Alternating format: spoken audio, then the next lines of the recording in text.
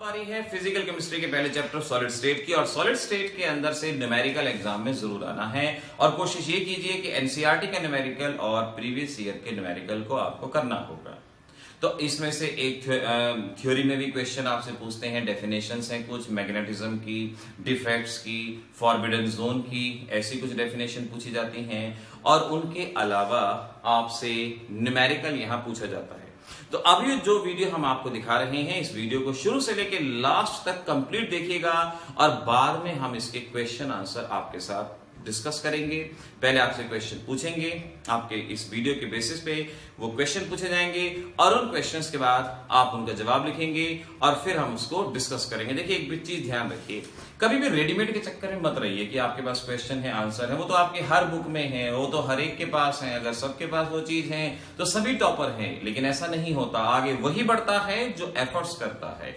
जो पहला एफर्ट्स करेगा वही आगे बढ़ेगा, वही लीडर बनेगा, वही टॉप पे रहेगा। तो आपने वही टॉप पे रहना है। 100 आउट ऑफ 100 यानी 70 आउट ऑफ 70 मार्क्स है, जितने भी फुल आउट ऑफ फुल आपके स्टेट बोर्ड्स में हैं वो आपको यहां पर लेने हैं। तो इस वीडियो को देखिए, अच्छे से चीजों को समझिए और बाद में क्वेश्चन और आंसर्स के बारे में हम बात करेंगे। All the best.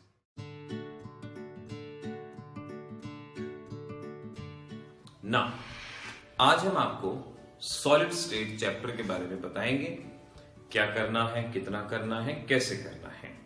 सबसे पहले सॉलिड दो तरह के, अमरफस, क्रिस्टलाइन, दो तरह से सॉलिड को क्लासिफाई किया जाता है। जहां पार्टिकल्स का अरेंजमेंट डेफिनेट है उसे क्रिस्टलाइन कहेंगे, जहां पार्टिकल्स का अरेंजमेंट डेफिनेट नहीं है अमरफस कहा जाएगा। अमरफस सॉलिड के एग्जाम्पल नोट कर लेना, polymers, plastic, glass etcetera. Polymers कहो, प्लास्टिक कहो, एक ही बात है। Glass and polymers amorphous solid के एग्जाम्पल रहेंगे। अगर आपसे पूछते हैं ह्यूमन सिस्टम में कौन सा अमरफस सॉलिड है, तो आपको याद रहे हमारी बॉडी में प्रेजेंट पॉलीमर यानी प्रोटीन अमरफस सॉलिड में कंसीडर करेंगे। इसके बाद आपको यूनिट सेल की डेफिनेशन आनी जरूरी है। देखिए होता यह है, एटम आपस में कंबाइन होते हैं और यूनिट सेल की फॉर्म में ये अटैच होते हैं। जैसे एक बहुत बड़ी सी दीवार आपके पास है, वो दीवार एक 3 डायमेंशनल स्ट्रक्चर है जिसे हम स्पेस लैटिस कहेंगे। और वो जिन चीजों से मिलके बनी है, ईंट से मिलके बनी है, ब्रिक से मिलके बनी है, उन ईंट को यूनिट सेल कहा जाएगा।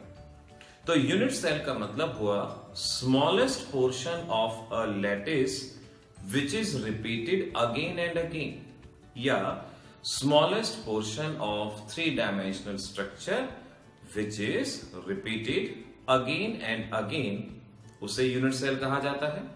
और उस 3 डायमेंशनल स्ट्रक्चर को स्पेस लैटिस या लैटिस उसको कहा जाएगा।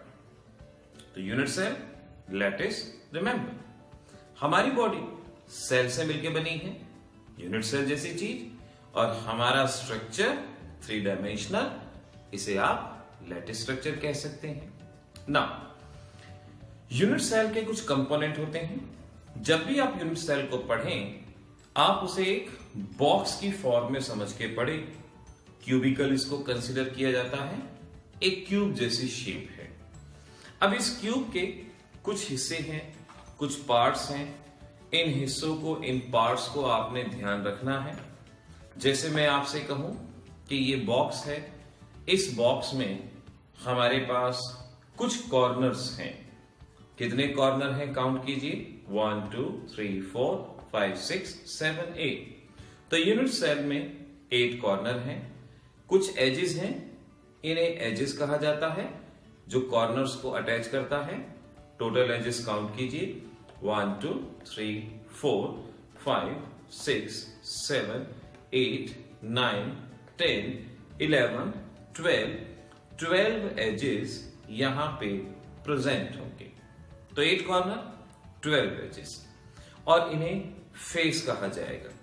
ये इस तरह से फेस कहलाया जाएगा। और टोटल फेसेस आपके पास कितने हैं, 6 फेसेस होंगे।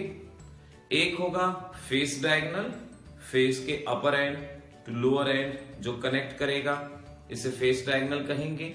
और बॉडी डायगोनल का मतलब हुआ यहां से अपर एंड और यहां से लोअर एंड, एक ऐसा डायगोनल जो बॉडी में से जा रहा है, upper end to lower end, body diagonal कहा जाएगा। बॉडी डायगोनल 4 होंगे, up to down, up to down, up to down, up and to down side, total 4 body diagonal present होंगे। इसके बीचों बीच कहीं इसके सेंटर में अंदर की तरफ जो प्रेजेंट होगा उसे बॉडी सेंटर कहा जाएगा। तो यूनिट सेल को अच्छे से जानने, क्यूबिकल है, इसके डिफरेंट कंपोनेंट हैं और इन्हें हम कॉर्नर, फेस, एजेस वगैरह में क्लासिफाई कर सकते हैं। तो यूनिट सेल किसे कहते हैं ये बात में समझ में आ जाए। कई तरह की है। सिंपल यूनिट सेल, जहां पार्टिकल सिर्फ कॉर्नर पे प्रेजेंट होते हैं, उसे सिंपल यूनिट सेल कहा जाएगा। एक होती है body centre unit cell, particle corner पे तो होते ही हैं, उसके अलावा बॉडी सेंटर यानी इसके कहीं बीचों बीच बॉडी सेंटर के अंदर पार्टिकल होगा। Face centre unit cell, particle corner पे हैं, उसके अलावा हर एक फेस के सेंटर पे उसे फेस सेंटर यूनिट सेल कहा जाएगा। जहां जहां पार्टिकल्स होते हैं उन्हें लैटिस पॉइंट कहा जाता है। क्या काउंट करेंगे? फेस सेंटर यूनिट सेल में लैटिस पॉइंट कितने हैं, यानी कहां कहां पार्टिकल हैं? फेस सेंटर में मैंने बताया पार्टिकल कॉर्नर्स पे होते हैं। कितने कॉर्नर्स हैं? 8। और फेस सेंटर पे होते हैं कितने फेसेस हैं? 6 फेसेस होते हैं। 1 2 3 4 5 6। तो 8 corner and 6 faces, lattice point कितने हो गए? 14। फेस सेंटर यूनिट सेल में 14 लैटिस पॉइंट रहेंगे। अगर मैं आपसे कहूं सिंपल यूनिट सेल में कितने lattice point? Simple unit cell का मतलब पार्टिकल सिर्फ कॉर्नर पे हैं और टोटल कॉर्नर कितने हैं? 8। तो लैटिस पॉइंट कितने हुए आपके पास? 8। इस तरह से आपको टाइप्स ऑफ यूनिट सेल यहां से याद हो जाएगा। यूनिट सेल को समझने के बाद अब आपको आइडिया लेना है डिफेक्ट्स का। देखिए इस लेक्चर के अंदर हम थ्योरेटिकल पार्ट सीख रहे हैं। सॉलिड स्टेट में थ्योरी में आपको क्या क्या याद करना होगा। डिफेक्ट्स और इम्परफेक्शन इस चैप्टर की एक और खास चीज है जो आपको अच्छे से लर्न करनी है। इम्परफेक्शन या डिफेक्ट का मतलब है डेविएशन फ्रॉम नॉर्मल अरेंजमेंट। जब कोई भी चीज अपने नॉर्मल अरेंजमेंट से बदल जाती है, डेविएट हो जाती है, उसे इम्परफेक्शन कहा जाता है। जैसे सपोज हमारे पास ये कोई सॉलिड है। अब इस सॉलिड के अंदर ए और बी 2 तरह के पार्टिकल हैं। इनमें कुछ भी चेंज आ जाए, ए चला जाए, बी आ जाए, बाहर से सी आ जाए, किसी भी तरह का चेंज यहां पर अगर हो जाए उसे इम्परफेक्शन यानी डिफेक्ट कहेंगे।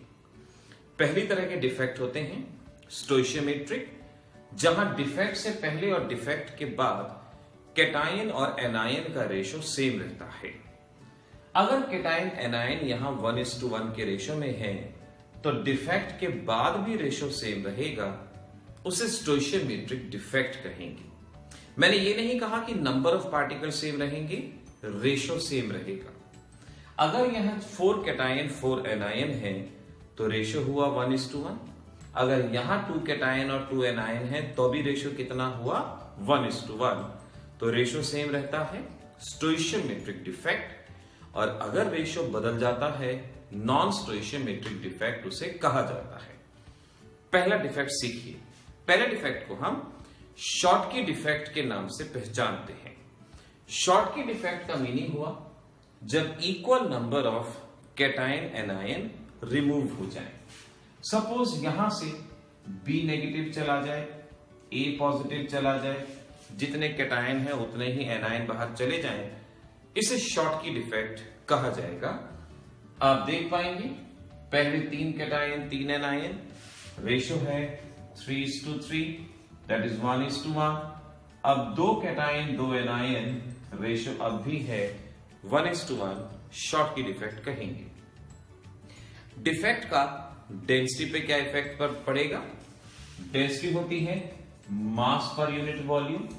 हमने देखा जब ये डिफेक्ट हुआ, पार्टिकल चले गए, मास डिक्रीज हो गया, मास डिक्रीज होगा तो डेंसिटी डिक्रीज होगी, शॉर्ट की डिफेक्ट में डेंसिटी डिक्रीज होगी। दूसरे टाइप का डिफेक्ट है जिसे फ्रैंकल डिफेक्ट कहा जाता है।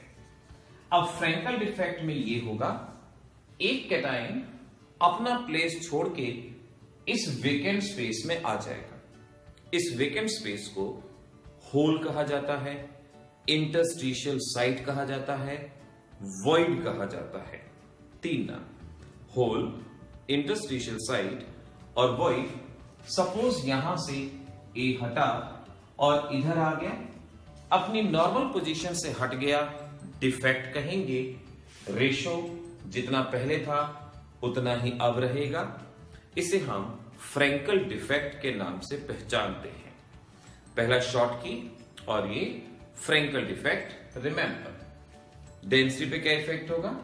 कुछ भी नहीं, जितने पार्टिकल पहले थे उतने ही पार्टिकल अब हैं, मास सेम रहेगा, वॉल्यूम सेम रहेगा, डेंसिटी पे इफेक्ट नहीं होगा। तो शॉर्ट की डिफेक्ट में डेंसिटी डिक्रीज होती है, फ्रैंकल डिफेक्ट में डेंसिटी सेम रहती है, आइडेंटिकल रहती है। इस तरह से हम शॉर्ट की फ्रैंकल ध्यान रखें। तीसरे होते हैं इंप्योरिटी डिफेक्ट। इंप्योरिटी डिफेक्ट का मतलब आप बाहर से कोई तीसरा एलिमेंट यहां पे ऐड कर देंगे। आप कई तरह से कर सकते हैं, या तो यहां का कैटायन हटाएं, कोई और कैटायन डालें। सपोज आपने ए पॉजिटिव बाहर निकाला और इसकी जगह पे C+2 ऐड कर दिया। नाउ ए पॉजिटिव बाहर चला गया और इसकी जगह पे क्या आ गया? C+2। तो इंप्योरिटी डिफेक्ट इसको कहा जाएगा। अब ध्यान से, जब जब डिफेक्ट होता है, चार्ज लेकिन बैलेंस रहता है, चार्ज सेम रहता है। अब आप देखिए, पहले 3 कैटायन थे, +3 चार्ज था, 3 एनायन थे, -3 चार्ज था। अब कैटायन तो 3 है, लेकिन चार्ज कितना है? +4, +2, +1, +1। और एनायन कितने हैं? 3, चार्ज कितना? -3। चार्ज सेम रहना चाहिए, चार्ज सेम नहीं है। तो चार्ज को बैलेंस करने के लिए एक और कैटायन यहां से बाहर चला जाएगा, कैटायन बाहर जाएगा, चार्ज बैलेंस हो गया, +2, +1 और -3। इस तरह से हम इसे इंप्योरिटी डिफेक्ट कहेंगे। क्योंकि यहां पर कैटायन बाहर चला गया, एक होल बच गया, इसे भी होल कहा जाता है। और ये पॉजिटिव होल इलेक्ट्रिसिटी कंडक्शन के लिए रिस्पॉन्सिबल होते हैं। इन्हें पी टाइप ऑफ सेमीकंडक्टर के नाम से पहचानते हैं। तो पी टाइप ऑफ सेमीकंडक्टर क्या हुए? जहां conduction of electricity positive hole की वजह से होती है, पी टाइप ऑफ सेमीकंडक्टर कहा जाएगा। डेंसिटी पे क्या इफेक्ट पड़ेगा? पार्टिकल चला गया तो डेंसिटी चेंज हो जाएगी, डिक्रीज हो जाएगी। अगर आने वाला पार्टिकल बहुत हैवी होगा तो डेंसिटी बढ़ भी सकती है, और आने वाला पार्टिकल अगर आइडेंटिकल सा होगा, थोड़ा बहुत फर्क होगा, तो जनरली हम कहते हैं पार्टिकल घट गए, डेंसिटी डिक्रीज होगी। इस तरह से हमें मेनली 3 तरह के डिफेक्ट्स को जानना है, जो मैंने आपको डिफेक्ट बताए। उन डिफेक्ट्स को और अच्छे से पढ़ने की कोशिश कीजिए। टेक्स्ट बुक में जितना पढ़ेंगे उतना बेटर रहेगा। अगर आपने इन बातों को समझ लिया है, अब आपको अपनी बुक में से समझना भी आसान हो जाएगा। इसके बाद लास्ट चीज जो आपको इसमें आनी चाहिए, मैग्नेटिज्म। डायमैग्नेटिक सब्सटेंस जो मैग्नेटिक फील्ड की तरफ अट्रैक्ट नहीं होते, उनके पास अनपेयर्ड इलेक्ट्रॉन नहीं होता। पैरामैग्नेटिक जो मैग्नेटिक फील्ड की तरफ अट्रैक्ट होते हैं, मैग्नेटिज्म शो करते हैं। जैसे किसी मैग्नेट को ब्लेड के साथ लगाओ तो ब्लेड भी मैग्नेट की तरह बिहेव करने लगता है। तो ऐसा सब्सटेंस जो मैग्नेट की तरह बिहेव करना शुरू कर दे, उसे हम पैरामैग्नेटिक कहते हैं। फेरोमैग्नेटिक जो लार्ज मैग्नेटिज्म शो करता है, जिसमें बहुत ज्यादा अनपेयर्ड इलेक्ट्रॉन होते हैं, उन्हें फेरोमैग्नेटिक सब्सटेंस कहा जाता है। जिस सब्सटेंस की मैग्नेट बनती है, फेरोमैग्नेटिक कहा जाएगा। एक होते हैं एंटी फेरोमैग्नेटिक, यानी जिनसे उम्मीद की जाती है कि वो मैग्नेटिज्म शो करेंगे, बट एक्चुअल में वो मैग्नेटिज्म शो नहीं करते, तो उन्हें हम एंटी फेरोमैग्नेटिक कहते हैं। और लास्ट आपको याद करना है ferrimagnetic substance, ferrimagnetic which are expected to show large magnetism but show little magnetism, जिससे उम्मीद की जाती है कि ये बहुत सारा मैग्नेटिज्म शो करेंगे लेकिन वो बहुत लिटिल मैग्नेटिज्म शो करते हैं, उन्हें फेरी मैग्नेटिक सब्सटेंस कहा जाएगा। तो इस तरह से आज इस वीडियो लेक्चर के अंदर हमने सॉलिड्स में जो थ्योरी पार्ट है मेनली उसके बारे में बताया। बड़े ध्यान से समझिए, अपने शॉर्ट नोट्स बनाइए और इसके बाद अपनी बुक को भी पढ़िए। हम हमेशा से बुक रीडिंग को प्रेफर करते हैं। आपको बुक में से पढ़ना जरूर चाहिए। आप बुक पढ़ेंगे, 2-4 नई बातें पढ़ेंगे, 3 बातें और याद होंगी, आपको जरूर पढ़ना चाहिए। इस वीडियो लेक्चर में अटैच है इंपॉर्टेंट क्वेश्चन फ्रॉम एनसीईआरटी, वो क्वेश्चन जो आपके एग्जामिनेशन में आ सकते हैं, एनसीईआरटी से मिलनी है, उनके अलावा बाहर से भी हो सकते हैं। और ध्यान रखिए, मैंने आज बताया जिन बच्चों का मोबाइल नंबर रजिस्टर हो चुका है उनके पास एक्स्ट्रा एनसीईआरटी के क्वेश्चन भी भेजे जाएंगे जो हाईली इंपॉर्टेंट रहेंगे। तो बड़े ध्यान से आज और कल में सॉलिड स्टेट को तैयार कर लीजिएगा। नेक्स्ट वीडियो लेक्चर के अंदर हम सॉलिड स्टेट के न्यूमेरिकल्स करना सिखाएंगे। बहुत सारे बच्चों ने न्यूमेरिकल्स में अपनी डिफिकल्टी शो की है, तो आपको बताया जाएगा कौन सा न्यूमेरिकल करना है, कैसे करना है, कैसे आप कुछ ही बातों में सॉलिड स्टेट के न्यूमेरिकल्स को कर पाएंगे। तो देखते रहिए, पढ़ते रहिए, तैयार करते रहिए और आप जो इंपॉर्टेंट क्वेश्चन आएंगे उन्हें नोट कर लीजिए।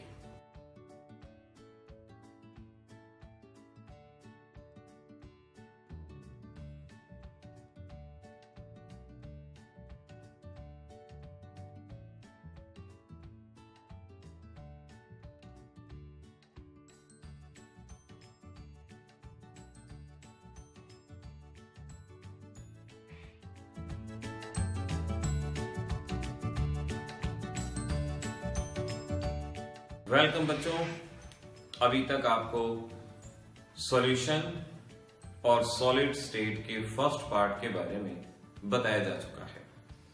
देखिए, हम सब मिलके पहले कंटेंट की तैयारी करेंगे और फिर आप उसको परफॉर्म करने लायक हो जाएंगे और फिर आप परफॉर्म करेंगे। आज हमने जितने भी बच्चे व्हाट्सएप पे रजिस्टर्ड थे उन सभी के पास एक्सरसाइज भेजी है, इंपॉर्टेंट क्वेश्चन भेजे हैं और वो आप सभी को अच्छे से सॉल्व करके उसको याद कर लेना है। कुछ एफर्ट्स करेंगे तो कुछ आप सीखेंगे, याद जरूर करें। जिन बच्चों ने अपना ईमेल एड्रेस दिया है वो भी कोशिश करें कि अगर व्हाट्सएप नंबर हो तो उस पे हमारे लिए सेंड करना थोड़ा इजी रहेगा और उसी पे हम आसानी से भेज पाएंगे। ऐसे ही आज दोस्तों हम सॉलिड स्टेट के न्यूमेरिकल्स को किस तरह से करना है पहले ये सीखेंगे और फिर आपको इसकी एक्सरसाइज व्हाट्सएप की जाएगी। आप उन एक्सरसाइज के न्यूमेरिकल्स को सॉल्व करना। जितने भी इंपॉर्टेंट क्वेश्चन मैं बताता हूं, चाहे यहां पर यूट्यूब में वीडियो के बाद या मैं आपके मोबाइल पे अगर क्वेश्चन भेजता हूं, तो इतने क्वेश्चंस तो अच्छे से रट डालिए। इसके अलावा कुछ कीजिए ना कीजिए, मर्जी है आपकी, लेकिन ये क्वेश्चंस अच्छे से रट डालने हैं और इन वीडियो लेक्चर्स को अच्छे से समझ लेना है। अगर आपने इनको अच्छे से समझ लिया तो बेसिक्स ऑलरेडी क्लियर हो जाएंगे। फिर चाहे आप कॉम्पिटिटिव एग्जामिनेशन में अपीयर हो, जेईई एग्जामिनेशन या नीट एग्जामिनेशन या फिर अपने किसी भी बोर्ड के पेपर में अपीयर हो। बहुत सारे लोग मुझसे ये सवाल पूछते हैं कि हम एमपी बोर्ड से हैं, पंजाब बोर्ड से हैं या हमारा बोर्ड महाराष्ट्र बोर्ड है एटसेट्रा। सो रिमेंबर बच्चों, टीचर्स के पॉइंट ऑफ व्यू से सभी बोर्ड आइडेंटिकल होते हैं और आपको एग्जाम की तैयारी टीचर्स के पॉइंट ऑफ व्यू से करनी चाहिए। ये हमारी गलत सोच है कि हम सोच लेते हैं कि ये बोर्ड आसान है, ये बोर्ड मुश्किल है। नो, आपको टीचर्स के पॉइंट ऑफ व्यू से तैयार करना है और हम यहाँ जो बता रहे हैं वो हर बोर्ड के लिए CBSE, Haryana board, Punjab board, Maharashtra board, Rajasthan board, Chhattisgarh, Bihar etcetera, हर तरह के बोर्ड के लिए ये सफिशिएंट रहेगा। आइए शुरुआत करते हैं। सॉलिड स्टेट में आपको मेनली 2 तरह के न्यूमेरिकल्स पे एम्फेसाइज करना है। पहले न्यूमेरिकल है relation between distance and edge length. इनके न्यूमेरिकल्स पे ध्यान देना है। डायरेक्ट फार्मूला याद करेंगे आप। Distance is equal to a simple unit cell, body centred unit cell, face centred unit cell.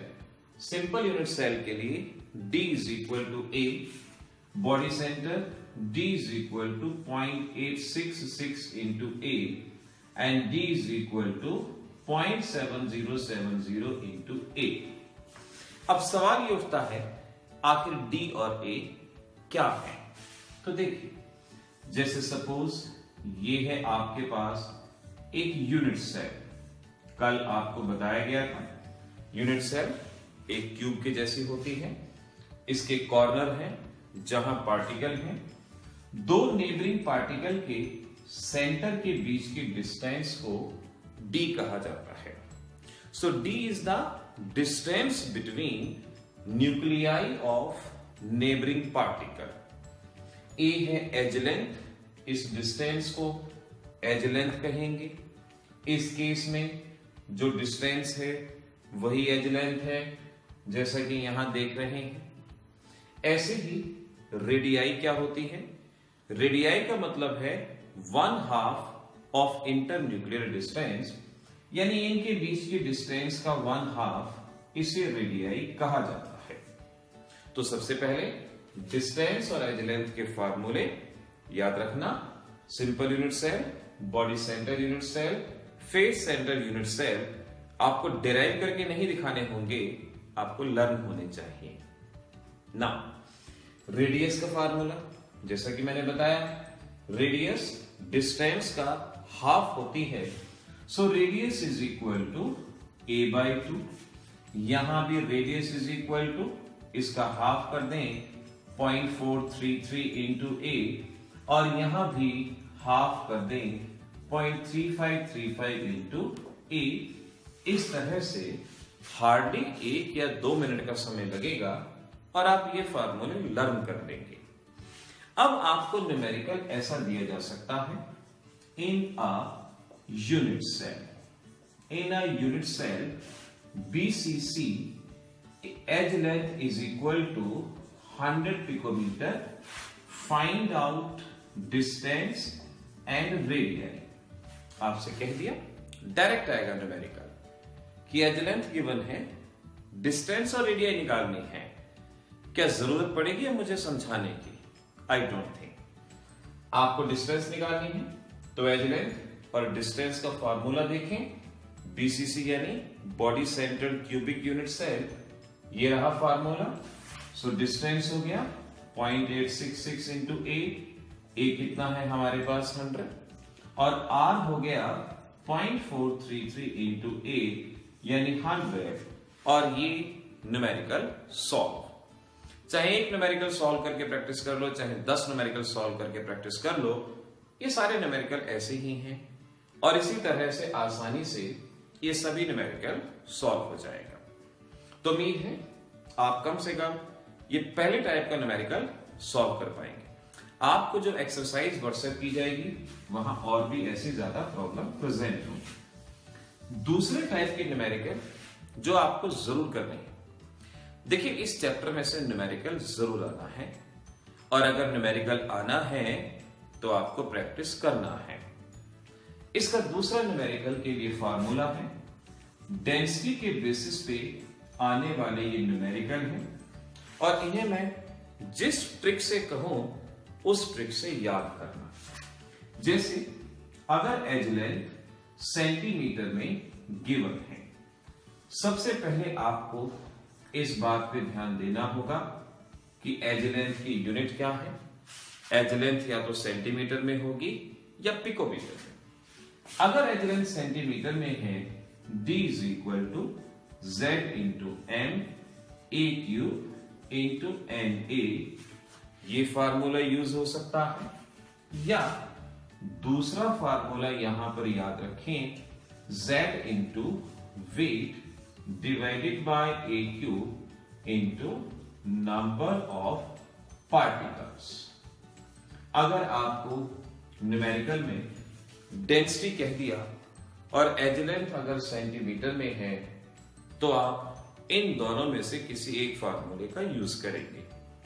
अगर न्यूमेरिकल में वेट गिवन है तो ये यूज करेंगे, वेट नहीं है या वेट के बारे में कुछ भी नहीं कहा गया तो आप इसे यूज करेंगे। ऐसे ही एज लेंथ अगर आपको पिकोमीटर में दी गई है तो आपके फार्मूले हैं d is equal to z into m a cube 10 to the power -30 na और यहां पर z weight divided by a cube 10 to the power -30 number of particles.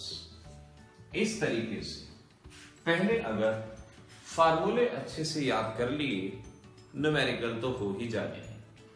अब मीनिंग समझिए क्या चीज है।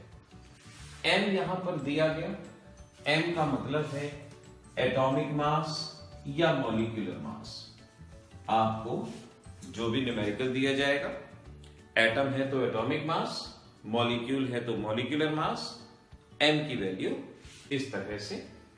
a है आपके पास एज लेंथ, एज लेंथ ये a है, a is the edge length. na Avogadro number 6.02 into 10 to the power 23, आप वैल्यू अच्छे से जानते हैं। अगर वेट गिवन है तो वेट की वैल्यू ग्राम में लेनी है। z क्या है, ये सबसे इंपॉर्टेंट चीज है। z हमारे पास नंबर ऑफ पार्टिकल। अगर आपको सिंपल यूनिट सेल दी गई है तो z की वैल्यू 1, अगर बॉडी सेंटर यूनिट सेल है 2, अगर फेस सेंटर यूनिट सेल है z की वैल्यू 4। न्यूमेरिकल में ये कहा जाएगा कि किस तरह की यूनिट सेल है, simple, body centre, face centre. और अगर कंपाउंड दिया गया है आपको तो ध्यान से, अगर सीजियम क्लोराइड दिया गया है तो Z की वैल्यू 1, NaCl या ZnS दिया गया है तो Z की वैल्यू 4। इस तरीके से आपको इन फार्मूलों को अंडरस्टैंड अच्छे से कर लेना है। अच्छे से पहले फार्मूलों को रट लो, कोई भी न्यूमेरिकल ऐसा नहीं रहेगा जो आप बच्चों से ना हो। ध्यान से पहले एज लेंथ देखेंगे किन यूनिट्स में है, सेंटीमीटर में या पिकोमीटर में। फिर देखेंगे क्या वेट दिया गया है या वेट के बारे में कुछ भी कहा गया है। अगर वेट होगा इन दोनों में से एक फार्मूला, अगर वेट नहीं होगा तो इन दोनों में से एक फार्मूला। हम बहुत अच्छे से इसको कर पाएंगे।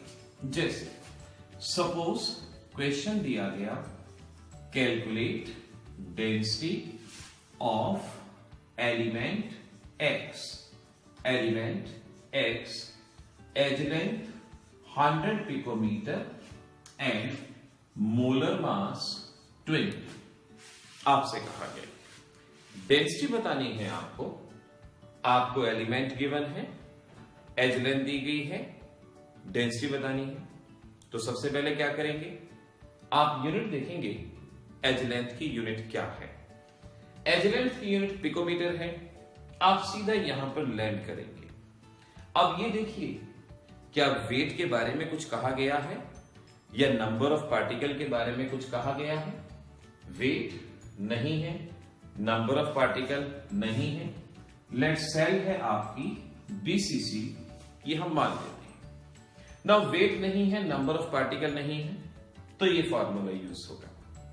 वैल्यू पुट करेंगे, Z BCC अगर है तो Z की वैल्यू 2, M मोलर मास या एटॉमिक मास दिया गया है 20, एज लेंथ आपके पास है 100 इंटू 10⁻30, Na हो गया Avogadro number. Put the value and get the answer. इसी तरह से अगला क्वेश्चन हो सकता है, calculate number of molecules in 100 gram of aluminium, 100 gram of aluminium. Unit cell is face center unit cell। आपको दी गई है एज लेंथ 100 पिकोमीटर। अब सोचो कैसे करोगे। सबसे पहले एज लेंथ पे ध्यान दो। एज लेंथ यूनिट क्या है? पिकोमीटर। इन दोनों में से कोई एक। क्या वेट गिवन है? हमसे कहा गया in 100 gram, gram is the unit of weight, यानी वेट दिया गया है। तो हम इस फार्मूले से सॉल्व करेंगे। Z क्या हो जाएगा? फेस सेंटर्ड यूनिट सेल है, यानी Z की वैल्यू 4। वेट गिवन है आपको 100 ग्राम। A यानी edge length 100 picometre. Number of particles आपको निकालने हैं। Calculate number of particle. बड़ी आसानी से सॉल्व कर सकते हैं। देखिए, ये हमारे अपने खुद के शॉर्टकट्स हैं, ये कई बार बुक में अवेलेबल नहीं होते। ये शॉर्ट ट्रिक्स हैं, बुक में इनको सॉल्व करने के लिए बड़े मेथड का इस्तेमाल करते हैं। आप इसी फार्मूले को मॉडिफाई करके बड़ी आसानी से सॉल्व कर पाएंगे। एक और न्यूमेरिकल देख लीजिए। एक और न्यूमेरिकल, सपोज आपसे कहा गया compound AB has NaCl like structure, NaCl like structure with edge length 100 centimeter. Find out weight of AB which consists of 24 into 10 raised to the power 22 molecules. Molar mass is 100. अब इस question में हमें बताना है, सबसे पहले देखो as length centimetre यानी इन दोनों में से कोई एक। क्या वेट या नंबर ऑफ पार्टिकल के बारे में कुछ कहा गया है? हमने देखा यहां नंबर ऑफ पार्टिकल्स हैं और हमसे वेट पूछा गया है। वेट कितना होगा? So we can say weight बताना है। नंबर ऑफ पार्टिकल होगी 24 इंटू 10⁻²2। मोलर मास कोई जरूरत ही नहीं है हमें, और हम कह पाएंगे एज लेंथ हमारे पास है 100। सो वी कैन से इस फार्मूले का यूज करेंगे और अपने इस न्यूमेरिकल को हम सॉल्व कर लेंगे।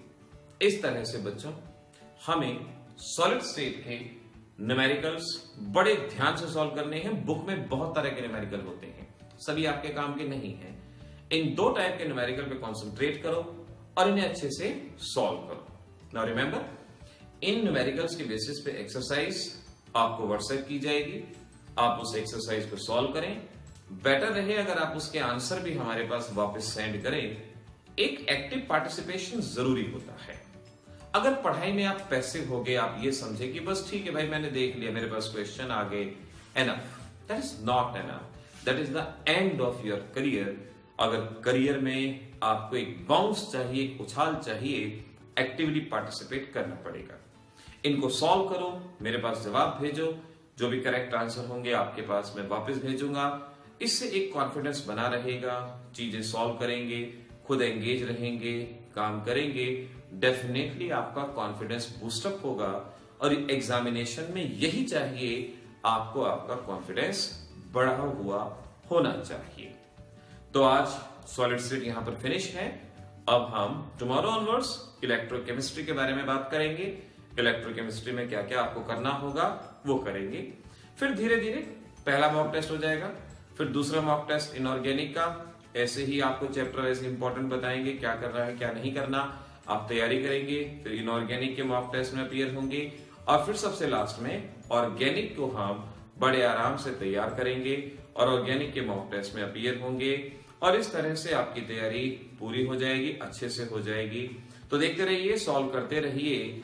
आज की एक्सरसाइज आपके व्हाट्सएप रजिस्टर्ड नंबर पे भेजी जाएगी।